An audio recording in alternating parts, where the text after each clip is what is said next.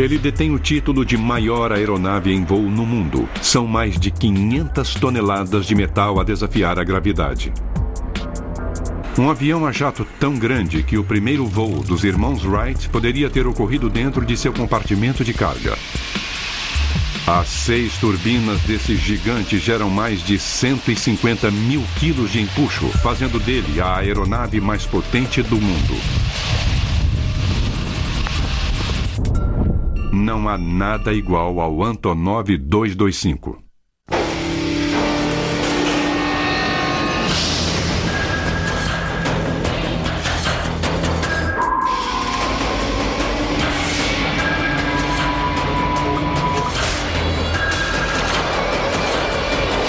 Superestruturas.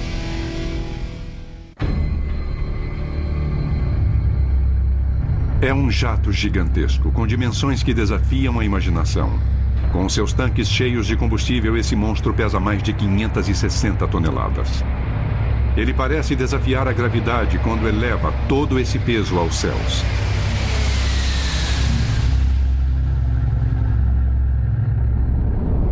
É um avião tão grande que até o homem encarregado de pilotá-lo achava que ele não iria sair do chão. Quando eu vi o avião na linha de montagem pela primeira vez, eu disse, não é possível. Não é possível que esse avião possa decolar.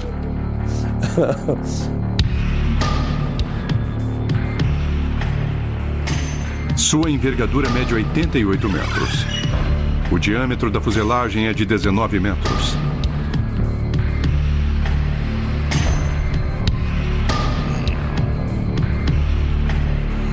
Sua altura é de quase 7 andares.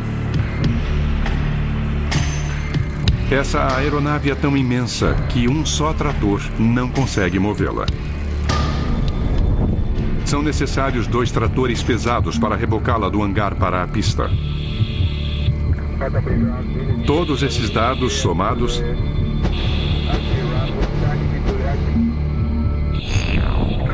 significam que o Antonov 225 é o maior jato comercial do mundo.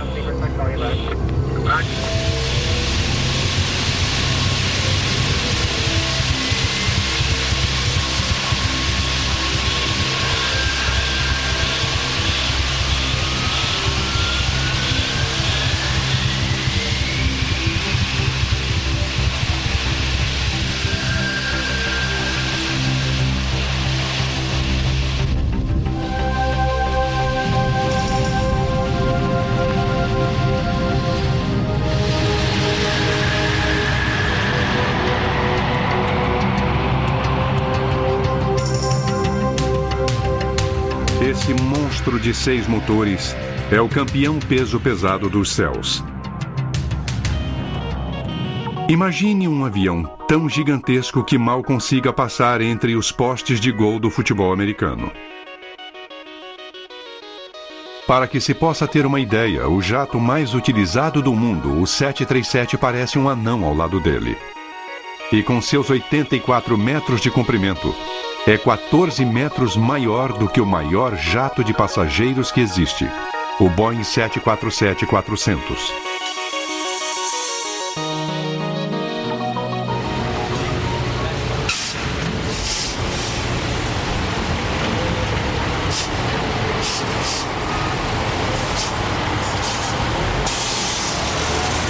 Nenhum avião no mundo se compara ao Antonov 225 em termos de capacidade de carga.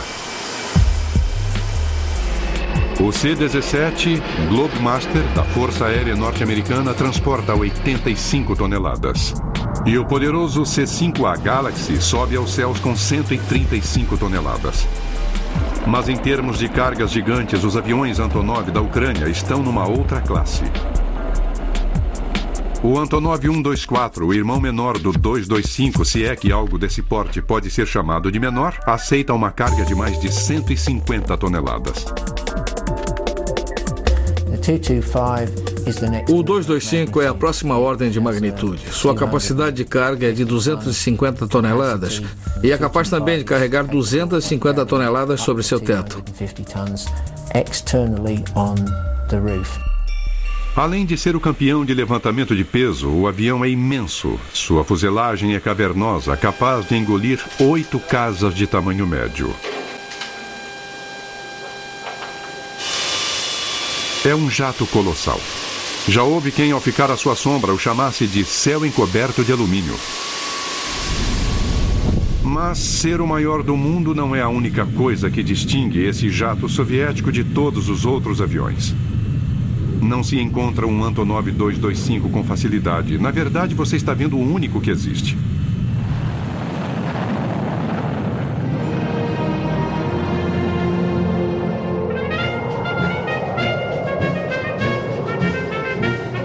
O 225 tem uma longa história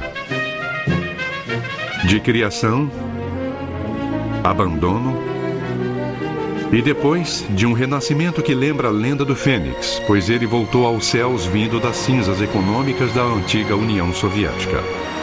A odisseia desse jato único realmente o coloca numa classe à parte de todas as outras máquinas voadoras. O Antonov 225 evoluiu da competição intensa com os Estados Unidos da América pelo domínio do espaço. Esse pesado monstro de metal foi construído na Ucrânia em 1988 para carregar o ônibus espacial soviético. O ônibus espacial, com seus 36 metros, ficava confortavelmente apoiado sobre os ombros largos do Antonov 225 e era ofuscado pelas dimensões da aeronave projetada para transportá-lo.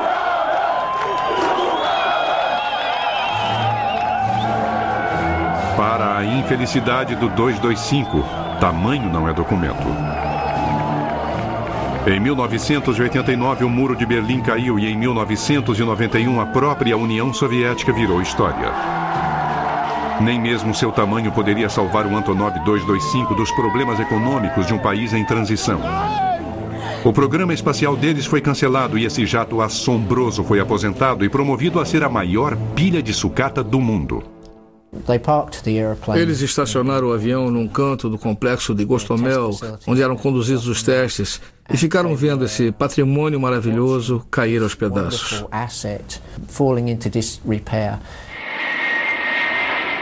Quase 10 anos iriam se passar até que o poderoso Antonov 225 viesse novamente a desafiar as probabilidades e a gravidade.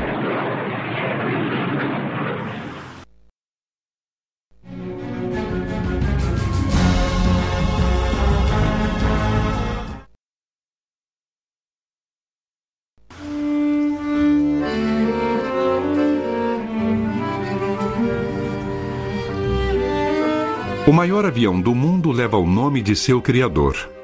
O nome de um homem cuja paixão pelos aviões teve início no tempo em que o czar Nicolau II ainda imperava sobre a Rússia e a ciência aeronáutica vivia sua primeira infância. Ele viria a se transformar num dos heróis de uma nação que ainda não existia. Oleg Konstantinovich Antonov nasceu no dia 7 de fevereiro de 1906, perto de Moscou. 3 anos apenas depois de os irmãos Wright terem voado pela primeira vez em Kitty Hawk. Enquanto seu país atravessava a Primeira Guerra Mundial e a Revolução Comunista, o jovem Antonov mantinha sua cabeça nas nuvens. Ele colecionou peças de aviões da Primeira Guerra e sua fascinação com o voo o levou a projetar seu primeiro planador. Oleg Antonov construiu sua primeira máquina voadora em 1923, quando tinha 17 anos de idade. Era um planador que não chegou a ter muito sucesso, mas durante os 15 anos seguintes, Oleg Antonov construiu muitos outros planadores de classe internacional que ganharam alguns campeonatos soviéticos e mundiais. Ele aperfeiçoou suas técnicas de engenharia na Escola Politécnica de Leningrado, onde se formou em 1930. A partir daí, trabalhou como projetista-chefe em várias fábricas soviéticas, desenvolvendo mais de 30 tipos diferentes de planadores. Ele foi um engenheiro de muito talento, especialmente em aerodinâmica.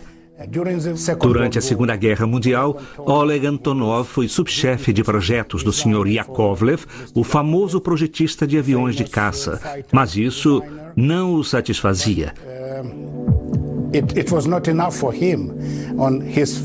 Nas horas vagas, se é que ele tinha horas vagas, ele projetava seus próprios aviões, um dos quais veio a ficar famoso, o biplano Antonov II. Esse pequeno avião, o Antonov II, mostrado em frente aos escritórios de seu criador em Kiev, foi o modelo que o levou a projetar os jatos de grande capacidade de carga que levam seu nome hoje. O projeto teve o apoio do Sr. Yakovlev e do Ministério da Indústria Aeronáutica. O primeiro protótipo foi montado na fábrica de Kiev e voou em 1946. O avião era bom, obteve grande sucesso e o governo resolveu produzi-lo em grande escala.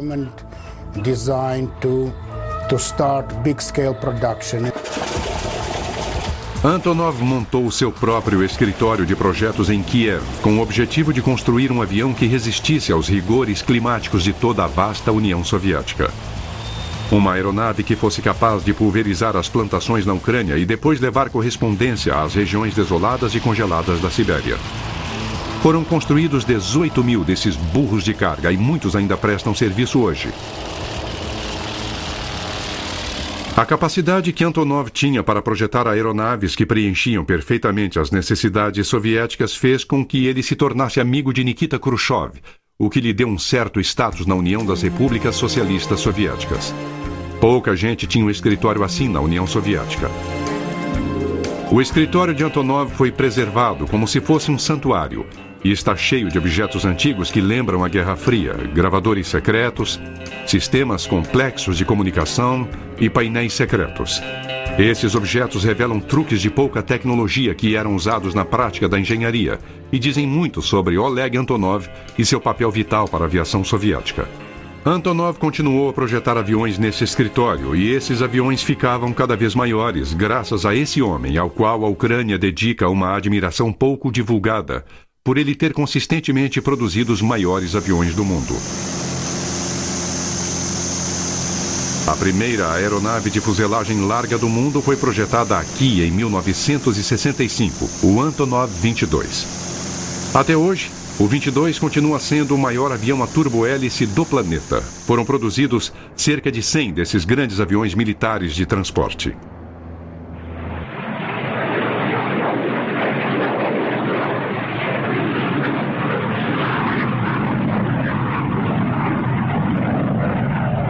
E depois veio o que é ironicamente chamado de irmão menor do maior jato do mundo. O Antonov 124.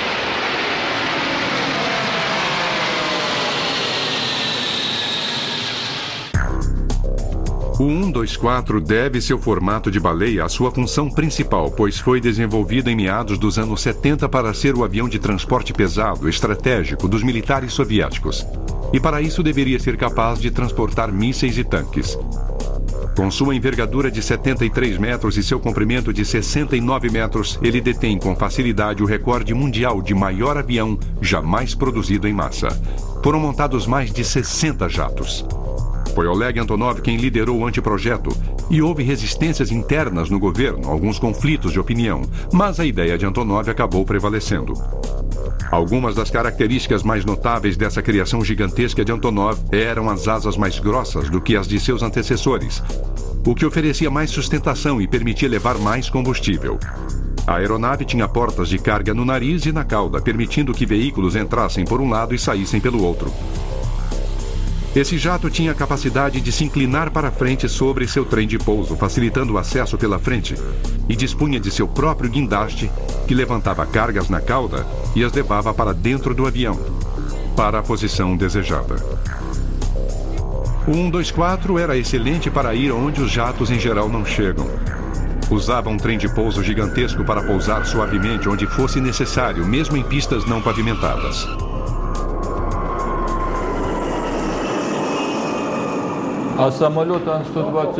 O Antonov 124 é capaz de pousar em pistas de pouso primitivas. Já pousou até na região polar em campos de pouso congelados, quando transportávamos suprimentos para aquelas regiões. O primeiro protótipo voou em dezembro de 1982 e em 1984 o avião de transporte já estava em produção. Oleg Antonov, seu criador, faleceu naquele mesmo ano, aos 78 anos de idade. O calendário na sua mesa no escritório ainda marca aquele ano. A presença desse pioneiro da aviação ainda pode ser sentida em seu escritório, intocado, e nos enormes aviões que projetou. O sucesso obtido pelo modelo 124 permitiu que a companhia que Antonov deixou como legado se lançasse no projeto de um avião ainda maior, um jato que estivesse à altura do programa espacial soviético e de sua corrida contra os Estados Unidos para o domínio do espaço.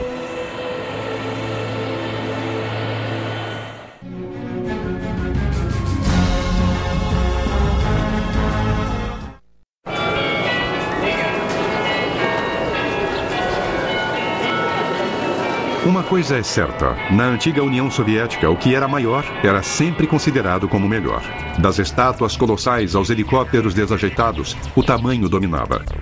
A competição com o Oeste era feroz durante a Guerra Fria, e os projetistas da Antonov se esforçavam para superar os americanos. Eu me lembro que competíamos com os Estados Unidos o tempo todo em termos de aeronaves de transporte. Eles construíram o Hércules, nós construímos o Antonov 12.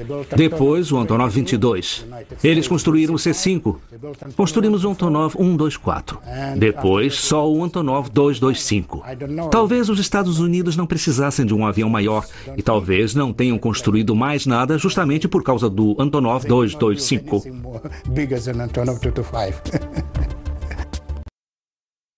A competição entre os dois blocos era mais intensa na corrida para o espaço. Os soviéticos estavam desenvolvendo seu próprio ônibus espacial chamado Buran, que significa tempestade de neve. Seu projeto era parecido com o ônibus espacial americano. Os engenheiros soviéticos haviam tentado projetar algo diferente, mas no fim uma cópia dinâmica em forma de flecha foi a escolhida. Há, no entanto, diferenças significativas, pois o Buran não tem motores principais para que possa levar mais carga, e por isso depende exclusivamente dos foguetes externos para entrar em órbita, o que lhe dá uma capacidade de carga 4 vezes maior. Diferentemente do ônibus espacial americano, que tem motores principais com tanque externo e foguetes propulsores a combustível sólido, o Buran usa foguetes que queimam combustível líquido controlados por acelerador, que são ligados e desligados para evitar explosões, como a que causou o fim da missão Challenger em 1986. Nos anos 80, o programa do ônibus espacial soviético estava atrasado, mas eles queriam acompanhar o ritmo do programa norte-americano. Os soviéticos não tinham um veículo maior para transportar o Buran, por isso, em 85, foi iniciado o programa do Antonov 225. Era necessário inventar e projetar um sistema e um veículo para transportar esse ônibus espacial para a área de lançamento que ficava muito distante da fábrica. Essa aeronave foi construída sob exigências muito fortes, tanto em termos de prazo como de custo. E tudo era consequência do fato de que os Estados Unidos já tinham seu ônibus espacial e a União Soviética estava ficando para trás.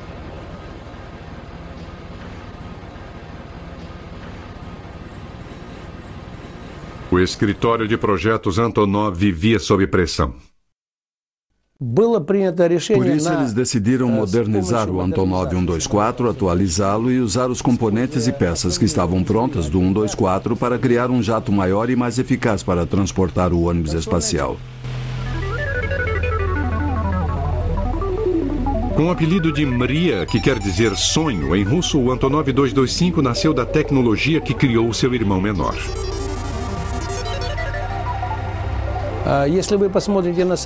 Olhando bem para o 225, é possível notar que ele tem muitas semelhanças com o Antonov 124.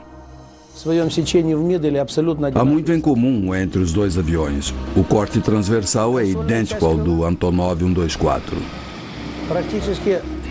Os painéis do para-brisas do 225 são, na verdade, os mesmos do 124. E as turbinas são as mesmas do Antonov 124. A diferença é que são 6 ao invés de 4.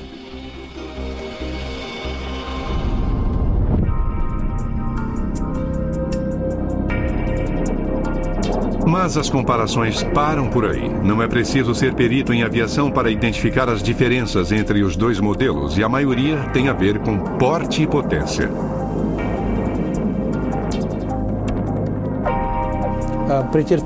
Houve uma alteração na seção de cauda. É uma cauda de empenagem única para compensar pelo transporte do ônibus espacial sobre a aeronave.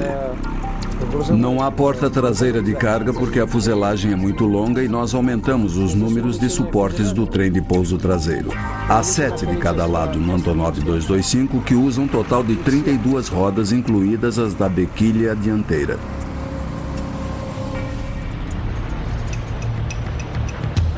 Os projetistas da Antonov em Kiev receberam ordens para projetar e fazer voar esse jato gigantesco em apenas 3 anos e meio. No início, a tarefa parecia impossível. Os engenheiros não conseguiam nem encontrar um galpão suficientemente grande para montar o jato. Foi um problema encontrar um local para construir a aeronave, pois ela não caberia em nenhuma das instalações existentes. No início, tivemos de construir a fuselagem em seções e armazená-las em ângulo para que coubessem dentro do galpão. Graças à burocracia soviética, os projetistas do Antonov 225 chegaram ao ponto de ter mais avião do que hangar. Na União Soviética, era mais fácil construir um galpão do que um avião.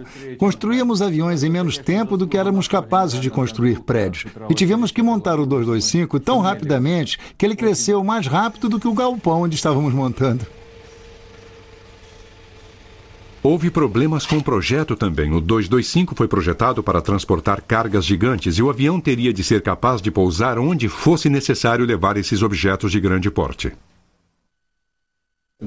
Tivemos problemas com o trem de pouso. Tínhamos de resolver o problema de criar uma aeronave com um peso de decolagem de 600 toneladas que também fosse capaz de pousar em pistas que não eram feitas para o peso dela. O trem de pouso teve de ser projetado de modo a não quebrar as pistas. A solução do problema foi o enorme conjunto de trens de pouso do Antonov 225, que envergonha qualquer carreta de 18 rodas. São 32 que queimam borracha cada vez que esse colosso de 600 toneladas toca o solo. Houve também outros desafios. O chefe dos projetistas se lembra de um susto que levou quando o jato estava quase pronto. Depois que o avião ficou pronto, descobriu-se que não era possível instalar o Buran sobre a fuselagem. Naquela época não tínhamos equipamento de carga e o guindaste que havia no aeroporto não conseguia instalar o Buran. Os engenheiros tiveram de projetar e construir às pressas um guindaste especial para elevar o Buran a 20 metros de altura e colocá-lo sobre a fuselagem do 225. Os projetistas do 225 sobrepujaram as enormes dificuldades associadas com sua enorme aeronave e cumpriram o prazo.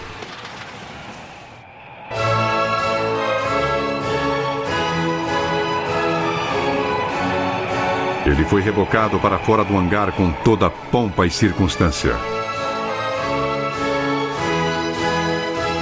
Chegara a hora de provar que esse gigante de 6 motores podia voar.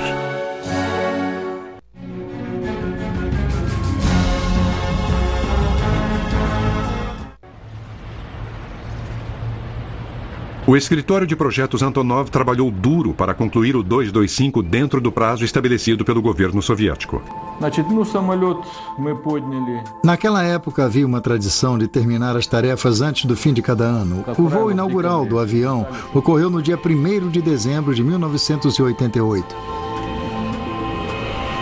O diretor de testes de voo, que achava impossível o Antonov 225 voar, mudou rapidamente de opinião ao participar do primeiro voo histórico desse avião. Começamos a testar o avião na pista de taxiamento. Depois conduzimos testes na pista de pouso e finalmente decolamos para o primeiro voo.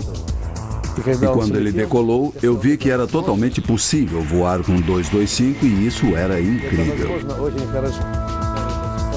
Todos os que trabalharam para construir esse avião criaram um forte vínculo com ele, dos projetistas aos pilotos de prova.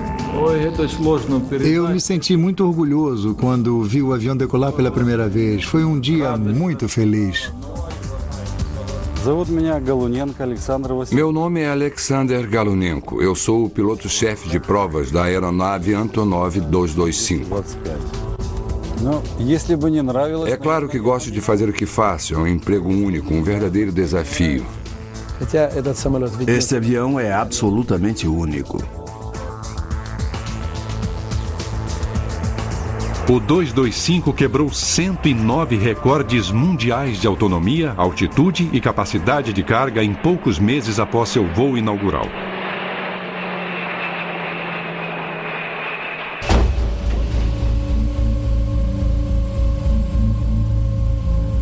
Em 1989, o avião cumpriu a missão para a qual foi projetado. Voou com um ônibus espacial soviético que pesava 90 toneladas preso ao seu exterior pela primeira vez.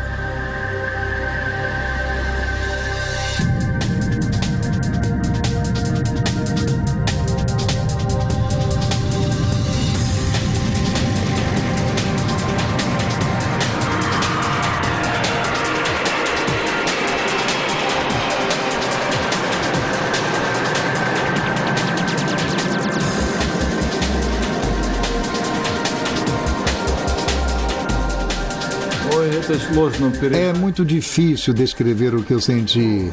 Orgulho, alegria. Eu fiquei eufórico, muito alegre quando ele voou com o Buran. Todo mundo ficou muito feliz.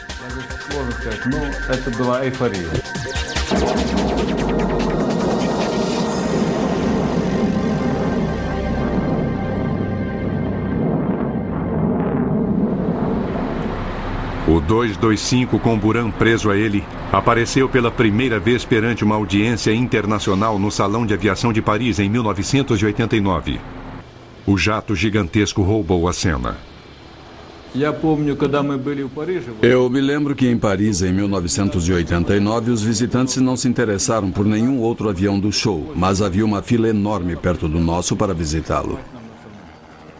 O porte e a potência do Antonov 225 capturaram imediatamente a imaginação do mundo. Houve até propostas para transformar o Antonov em aeronave de lazer para fazer cruzeiros. Houve muitas propostas estranhas apresentadas por estrangeiros muito ricos. Foi sugerido que ele fosse transformado em hotel voador com quartos e suítes no deck superior e no deck de baixo haveria piscinas e um cassino. E quantas pessoas poderiam desfrutar dessa fantasia de lazer? Do ponto de vista técnico, o avião poderia levar até 1.500 pessoas. É interessante fazer algumas comparações. O jato de passageiros de maior capacidade em operação hoje é o Boeing 747-400, que a plena carga transporta apenas 524 passageiros. Se fosse adaptado, o Antonov 225 poderia levar quase 3 vezes esse número de pessoas. O Buran acabou só executando um voo espacial, e poucos anos após o voo inaugural do 225, ocorreu um evento que mudou o mundo e acabou com todos os planos grandiosos acerca do futuro desse jato gigantesco.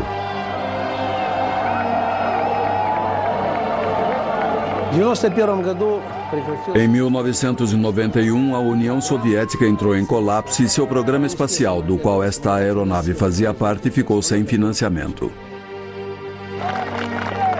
Boris Yeltsin cancelou o programa espacial por falta de fundos e também por outras razões. O gerente-geral do projeto foi um dos que planejaram a tentativa de golpe de 1991. O Rei dos Céus foi abandonado e teve suas peças canibalizadas para uso em outros jatos. O único Antonov 225 do mundo estava sendo esquartejado aos poucos, sacrificado, pedaço a pedaço, para salvar da ruína financeira a companhia que o projetou. Ele deixou de voar por falta de fundos e permaneceu parado por 8 anos. O avião, que foi criado para competir na Guerra Fria, acabaria renascendo na forma de ferramenta capitalista.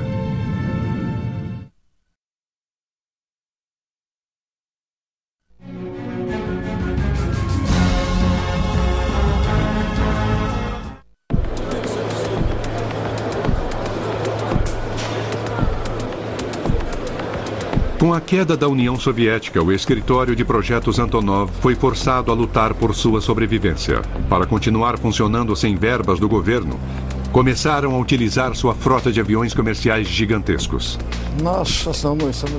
Começamos a oferecer ao mercado o principal componente de nossa frota, o Antonov 124, que permite que transportemos cargas de grandes dimensões e muito pesadas. Eles formaram então uma parceria com a firma inglesa Airfoil Heavy Lift e fundaram as linhas aéreas Antonov. A empresa de Londres está a cargo do recebimento dos pedidos e da programação de voos. Juntas, as duas companhias preenchem um nicho do mercado usando os megajatos da Antonov que ninguém mais tem. O maior concorrente deles no Ocidente utiliza Jumbo 747 de carga, que não são grandes o suficiente para transportar certos tipos de carga superdimensionada.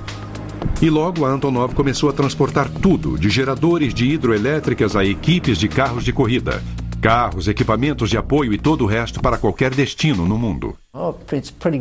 É quase que uma questão de você mencionar qualquer coisa e nós dizermos que já transportamos.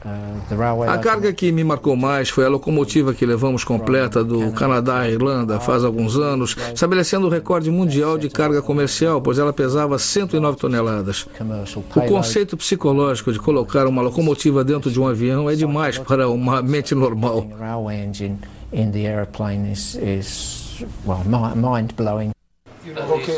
Ok, estamos falando de um total de 120 toneladas, metade sendo descarregada em Chicago e outra metade na Colômbia. Aqui fica o centro de operações da Airfoil Heavy Lift, e é daqui que coordenamos os voos que operamos juntos com o escritório de projetos da Antonov, que inclui aviões Antonov 124 e 225. O planejamento é crucial quando a carga é muito grande ou muito pesada, ou ambos, e os computadores ajudam a determinar como a carga vai ser colocada a bordo. Desenvolver o plano de voo é também um grande desafio. Cargas pesadas resultam em alto consumo de combustível e, em geral, são necessárias várias escalas para reabastecimento. O impressionante é que os maiores aviões do mundo não exigem as maiores pistas de pouso do mundo. Esses aviões podem pousar em espaços limitados. O 124 pode pousar até em campos gramados, o que o tornou muito popular na África, onde transporta suprimentos que salvam vidas. Um deles, uma vez, levou 452 refugiados etíopes para um local seguro. O grande 124 sustenta também o escritório de projetos Antonov. Ao utilizá-lo para prestar serviços, a companhia conseguiu sobreviver à queda da cortina de ferro. O nosso Antonov 124 produz dinheiro que, em tempos difíceis, ajuda a manter nosso escritório de projetos em Kiev.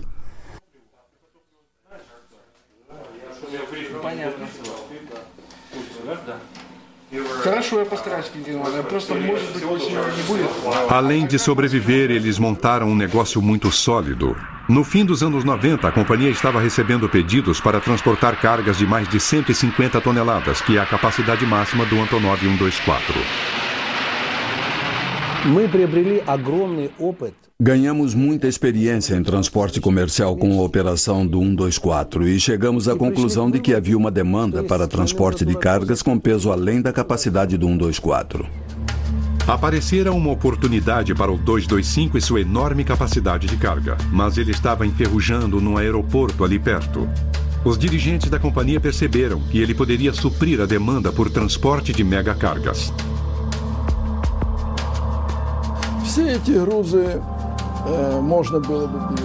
Essas cargas pesadas podem ser transportadas pelo Antonov 225 com facilidade, e a administração de nossa companhia decidiu recuperar a aeronave que estava abandonada havia muitos anos.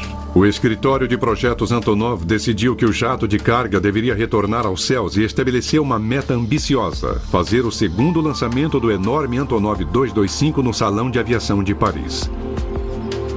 Mas depois de ficar parado durante 8 anos, o 225 precisava de uma reforma completa antes de poder voar novamente.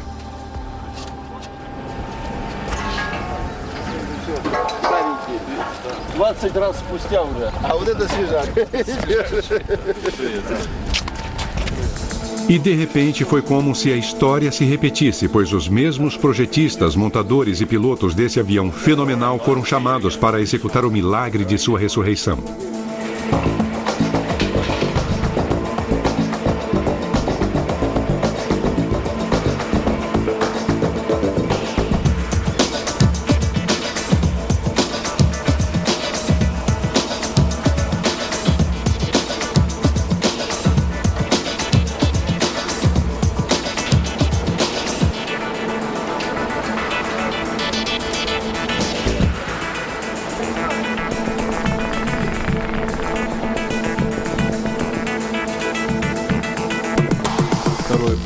O nosso problema agora é obter o certificado da aeronave. Queremos obter um certificado múltiplo, o que significa que temos que substituir alguns sistemas militares por sistemas civis por razões de segurança. O avião de 10 anos de idade teve de ser tratado como se fora um avião novo. O 225 nunca havia sido certificado, não havia provado às autoridades que era seguro para voar. Seus voos iniciais, até mesmo o transporte do ônibus espacial soviético, foram considerados testes militares. Mas agora esse gigante deveria passar por mais testes para provar que atendia aos padrões da aviação internacional antes de receber o certificado que o autorizaria a fazer voos comerciais. A maior parte do procedimento de certificação havia ocorrido em 1989, mas depois do colapso da União Soviética, esse procedimento foi sustado. Ainda são necessários 8 ou 10 voos para concluir a certificação e nós vamos voar e conseguir o certificado desse avião. O jato também tinha de ser atualizado tecnicamente. Os engenheiros instalaram equipamento moderno de navegação e de telemetria, além de um sistema Honeywell de comunicação. A tripulação do avião é de 17 pessoas e suas acomodações foram melhoradas. Havia novos regulamentos quanto ao nível de ruído que deveriam ser atendidos. E esse avião enorme, que já era forte, teve de ser reforçado.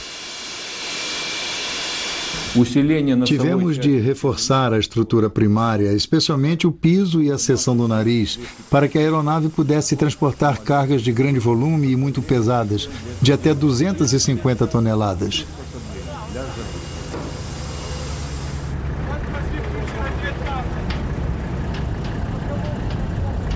Todas essas melhorias foram necessárias para preparar esse grande jato para longos transportes. O avião está sendo submetido agora à manutenção de solo, antes do nosso primeiro voo, depois desse tempo todo parado. O 225 recebeu 6 turbinas novas fabricadas na Ucrânia, que produzem em conjunto mais de 150 mil quilos de empuxo.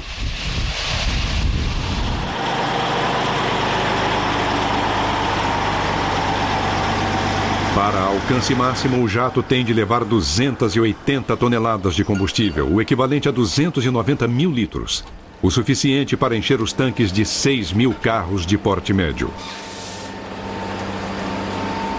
O 225 leva consigo um lago de combustível, que ele bebe à razão de 18 toneladas por hora. Dependendo do peso da carga, ele pode voar 13 mil quilômetros, sem escalas. Essa é a distância de Nova York a Hong Kong.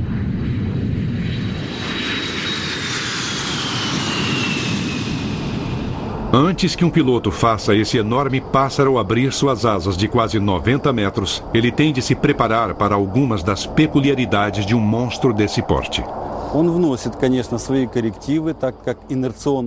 É claro que há certas dificuldades. O piloto tem que se preparar para certos momentos. Por exemplo, a envergadura é tão grande que há momentos em que o avião resiste à aceleração. As asas são tão grandes que tem de decolar primeiro para depois dar sustentação à aeronave, e por isso qualquer alteração na velocidade pode causar problemas para a tripulação.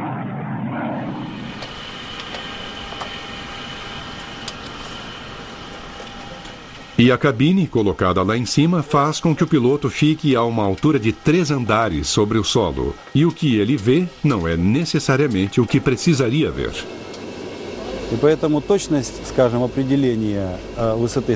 O pouso do 124 ou do Boeing 747 tem certas peculiaridades e o mesmo acontece aqui com o 225. Por exemplo, os olhos do piloto estão a cerca de 10 metros do solo quando ele pousa. E ele tem que confiar nos instrumentos para pousar, e não no que vê.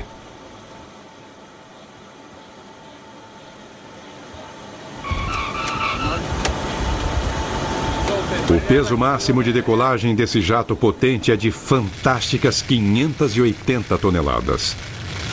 É o equivalente à soma dos pesos de decolagem de 8 Boeing 737. Será que o piloto tem de fazer muita força para subir aos céus com 640 toneladas de alumínio, combustível e carga? Não, é interessante. Todo mundo que vê o avião pela primeira vez me pergunta isso.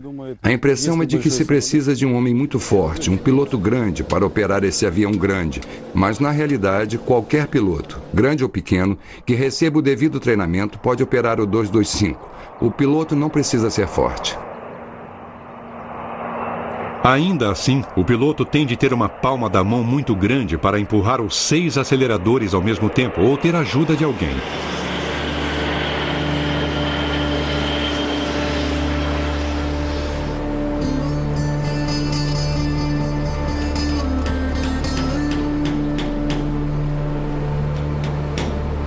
No período de 1 ano de ser retirado da naftalina e depois que as peças canibalizadas foram repostas e os sistemas de bordo atualizados, os homens que originalmente montaram o 225 podiam voltar a se orgulharem dele.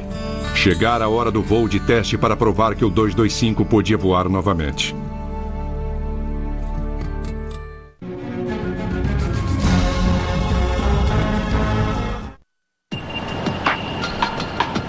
Foram gastos 20 milhões de dólares na reforma do Antonov 225 e em abril de 2001, depois de 8 anos no solo, o Golias de 6 turbinas acelerou e decolou no seu segundo voo inaugural.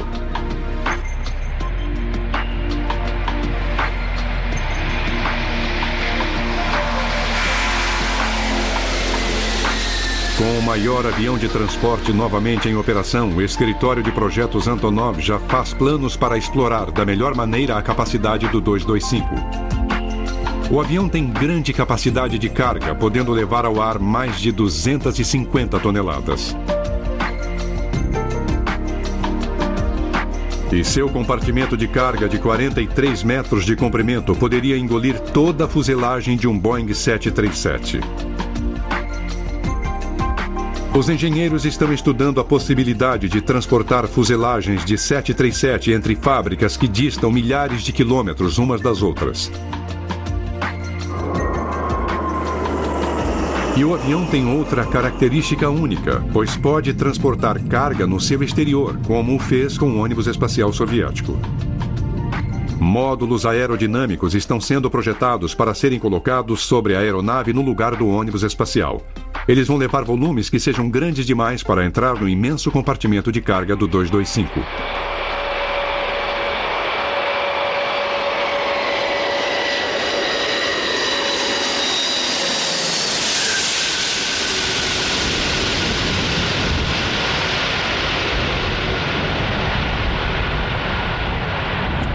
O avião recebeu seu certificado 1 mês depois do primeiro voo.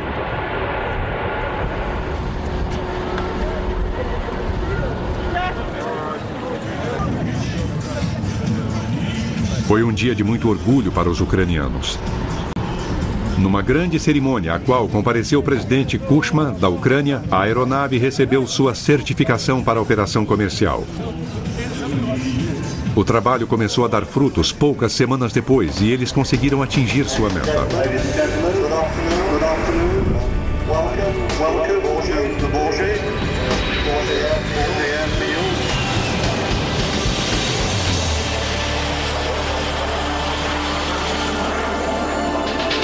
O 225 voou para a França e debutou pela segunda vez no Salão de Aviação de Paris. E como antes, o enorme jato fascinou todos os que o viram.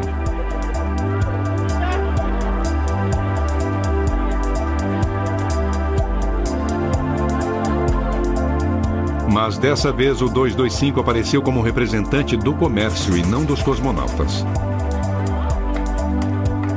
Desta vez, tampouco havia um ônibus espacial soviético montado sobre a fuselagem do avião.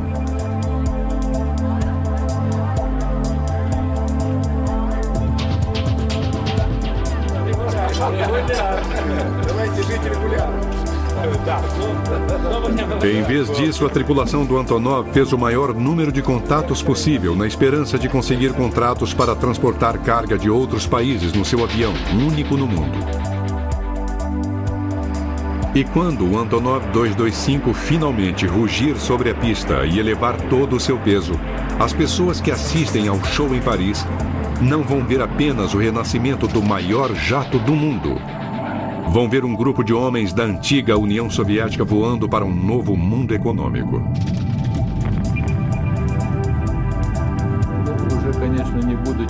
O que eu sinto agora não é muito diferente do que eu senti no primeiro voo. Sinto orgulho pela companhia Antonov e fico satisfeito porque em tempos tão difíceis conseguimos os recursos para fazer essa aeronave retornar à operação. A ressurreição dessa aeronave no Salão de Paris foi um sucesso absoluto. 13 anos depois de seu voo inaugural, o 225 está de volta aos seus momentos de glória. Transformado de gigante da Guerra Fria em gigante comercial, esse jato de fuselagem larga está pronto para enfrentar os rigores do transporte de cargas pesadas por todo o planeta. Versão brasileira Sincrovídeo.